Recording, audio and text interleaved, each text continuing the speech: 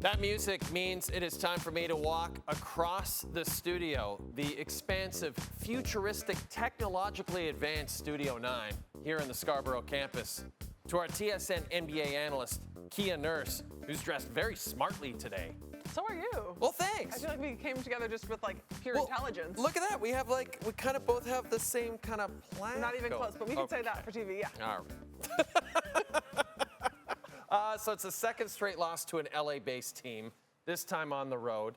Of all the concerns coming out of this one, would poor outside shooting be number one on your list, Kia Nurse? It would be up there on my list. I would say the poor outside shooting has led to the fact that all teams that play against the Toronto Raptors pretty much, at least at some point, typically it's in the third quarter, the LA Lakers decide to use it in the second quarter, but zone is the one thing that all these teams want to use against the Toronto Raptors because they don't shoot the three ball really well.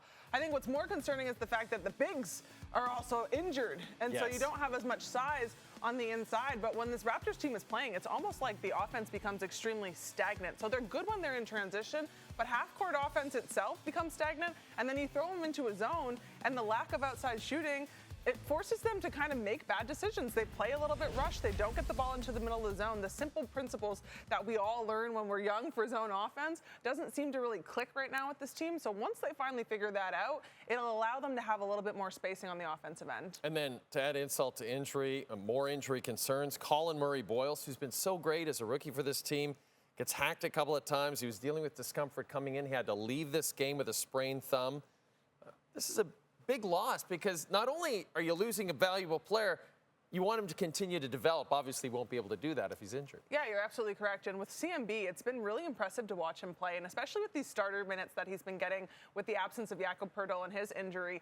He plays this fluid game, and he's really smart. He's got a really good knack for the ball and a really good understanding of where to be in the right place at the right time. And it's not only on the offensive end. When they started the game against the Lakers, he was phenomenal on the defensive end, and I'm sure Luka Doncic does not want to think about all the blocks that CMB had put on him during the game. But the lack of size for the Toronto Raptors is going to continue to be a problem. It's something that there's been a lot of conversation about, whether the team is going to make a deal before the trade deadline. Yes. I think if it becomes more imminent now than ever, they might have to do that. Yes. DeAndre Ayton with 100% shooting might be reason alone. Yeah.